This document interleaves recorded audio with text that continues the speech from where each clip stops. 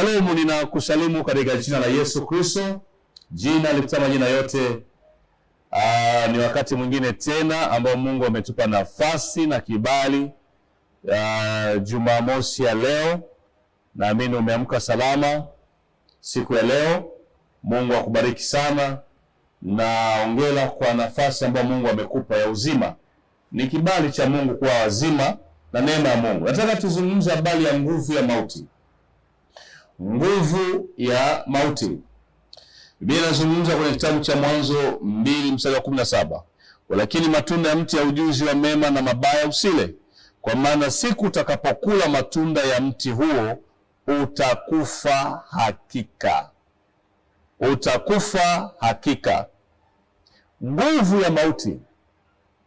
Mwanadamu alikula ili tunda. Mwanadamu alikula ili tunda. Na alipokula ili tunda,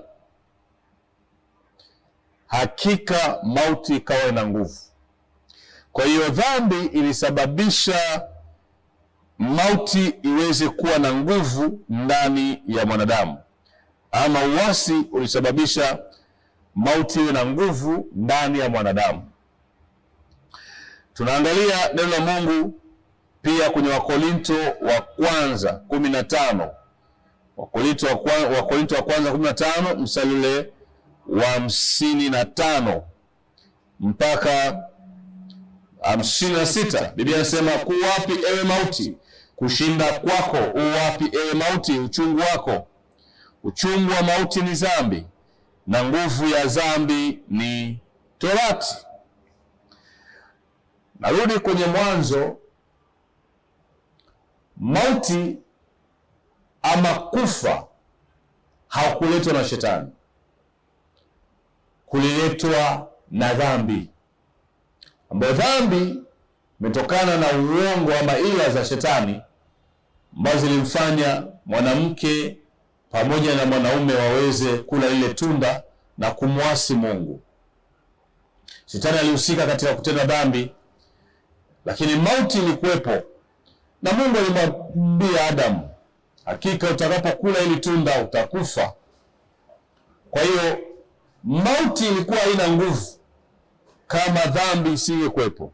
Kwa dhambi ilipotokea na ilivyofanyika, mauti ikawa ina nguvu ndani ya mwanadamu na ulimwengu wote. Napozungumza ulimwengu wote, maana yake kwa viumbe vyote. Kwa tunaona hiyo nguvu ya mauti. Kwa nini Yesu alikufa na kufufuka? Kweli alijitoa sadaka kwa ajili yetu. Kwa damu yake iliyomwagika na mwili wake na kifo chake tulinunuliwa kwa Mungu, ili tuweze kurudishwa kwa Mungu, ama kurudi kwenye mahusiano na Mungu tena kama wanadamu baada ya anguko tangia Eden. Lakini nataka nikwambie kwamba pamoja na kufanyika kuwa dhabihu kwa ajili yetu, kwa ajili ya dhambi zetu, ilibidi aishinde mauti ambayo iliyokuwa na nguvu kwa sababu ya ile dhambi iliyofanyika pale Eden. Kwa Yesu ilimlazimu aishinde mauti, na ni kweli aliweza kuishinda mauti kwa sababu alikufa na siku ya tatu aliweza kufufuka. Na lengo la kufa lilikuwa ni kuishinda mauti. Angalia mauti, baada ya kula ile tunda, hawa wanadamu walitoka kwenye mawasiliano na Mungu, walitoka kwenye uhusiano na Mungu. Sio tu mawasiliano, lakini na mahusiano na Mungu. Mungu alimtafuta Adamu, sehemu ambayo alikuwa kila siku anakutana naye jioni, akumkuta Adamu. Mungu alimuuliza Adamu, uko wapi? Sikuoni. Sehemu ambayo tumeweza kila siku tangia ukiwa Eden tunakutana, lakini leo sikuoni. Uko wapi Adamu? Imefika jioni, sehemu ambayo Adamu akutana na Mungu kila siku, hayupo. Adamu anasema, nimejificha kwa sababu mimi ni uchi. Mungu anamwambia, je, ulikula ile tunda? Tunaona kwamba dhambi ilisababisha mwanadamu kutoka katika uwepo wa Mungu ama katika tuzungumze nini, sijui kwa Kiswahili gani, lakini mwanadamu alitoka katika mahusiano na Mungu, alitoka katika mawasiliano na Mungu, akapoteza utukufu wa Mungu. Liyasema wote walitenda dhambi na kupungukia utukufu wa Mungu. Kwa hiyo hakuwepo katika sehemu ambayo Mungu aliweza kuwa anakutana naye kabla ile dhambi.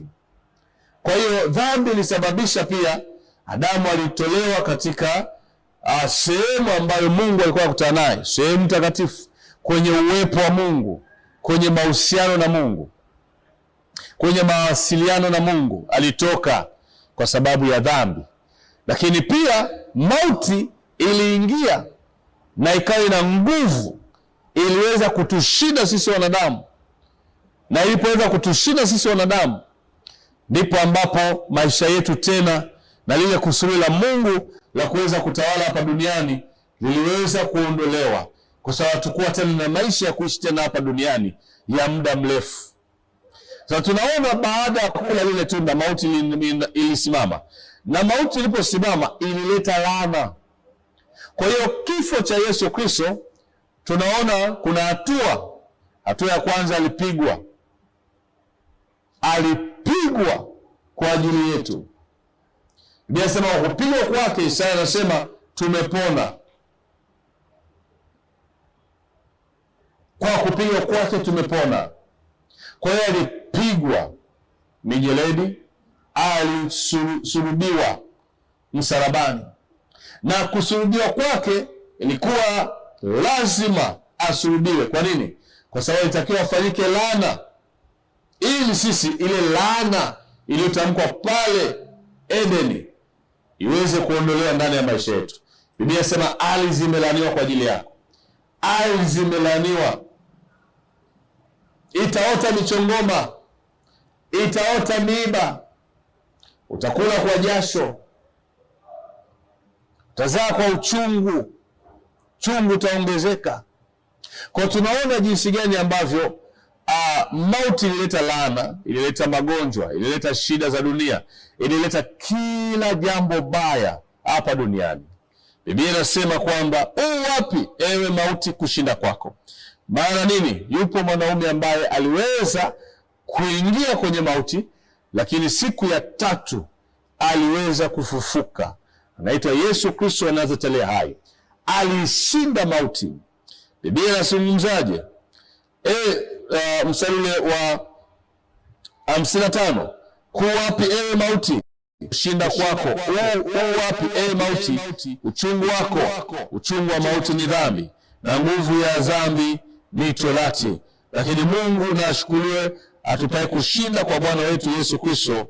Kupitia Yesu Kristo tumeshinda mauti. Tunapoishinda mauti, maana yake tumeshinda dhambi, tumeshinda magonjwa, tumeshinda laana. Mauti ndio chanzo cha vyote. Ili mauti isiwe na nguvu, lazima tuje kwa Yesu Kristo, tumpokee Yesu kwa Bwana Mwokozi. Maana ndiye aliyebeba dhambi zetu, akaziondoa dhambi zetu, akazifuta dhambi zetu kupitia damu yake iliyomwagika kama sadaka, kama agano jipya kwa ajili ya maisha yetu ya mahusiano tena mapya na Mungu. Leo hii tunasimama mbele za Mungu. Leo ni Jumamosi, lakini Jumapili ambayo inaenda kutokea lile ambalo liweza kufanyika. Siku ya Pasaka mwanaume alifufuka, siku ya tatu mwanaume alifufuka. Jumapili tutakuwa na ibada Mbezi Beach shule. Utakuja mahali hapa, tupo tunaangaliana na ukumbi wa Kilamu. Kifika mahali hapa tutakuwa na ibada saa 4 kamili mpaka muda wa saa 6:30 tutakuwa tumeshamaliza ibada yetu. Ni maombi yetu sisi ya kuweza kuwa hai. Tutakuwa na meza ya Bwana ya kushiriki damu na mwili wa Kristo kwa ajili ya uhai wetu, kwa ajili ya uzima, kwa ajili ya kufufua vyote ambavyo vilivyokufa ndani ya maisha yetu, na kuweza kuwa na uhai katika ulimwengu wa roho na mwili. Vitu vitaenda kuwa hai, kazi ya mtu itakuwa hai, uchumi wa mtu utakuwa hai. Jumapili ya kesho kila kitu kitakuwa hai. Baada ya ibada ya maombi tunaanza saa 4 mpaka saa 6:30. Tumemaliza ibada yetu mahali hapa, tukitoka mahali hapa na ushindi, tukitoka mahali hapa na uzima, tukitoka mahali hapa na baraka, tukitoka mahali hapa tukiwa watu wapya, na ya kale yote yamepita. Hakutakuwa na laana tena, hakutakuwa na vifungo tena, hakutakuwa na chochote kitakachoweza kuzuia. Mungu ni mwaminifu. Mungu akubariki katika jina la Yesu Kristo. Bwana anayeweza kufanya makuu, yeye aliyejitoa sadaka, aliyekuwa Pasaka wetu, alijitoa sadaka kwa ajili yetu. Bwana aweze kukubariki Jumapili hii. Mbezi Bichi, shuka kituo cha shule, tupo mahali hapa mbele hapa. Kishuka pale kituoni mbele kidogo hapo kuna ukumbi unaitwa Kilamuo, tumeangaliana nao hapo mahali hapa. Tutakuwa na maombi ya kuwa na uhai tena. Mauti haina nguvu tena. Mauti haina nguvu tena juu ya maisha yetu, haitaendelea tena katika maisha yetu, kwa sababu yupo ambaye aliyeshinda mauti, na akasema mimi nimeshinda na nyinyi mtashinda. Bwana akubariki. Mungu aliye hai wa Ibrahimu, Isaka na Yakobo akutie nguvu Jumapili ya kesho uweze kuwepo mahali hapa na ukapokee katika jina la Yesu. Amen.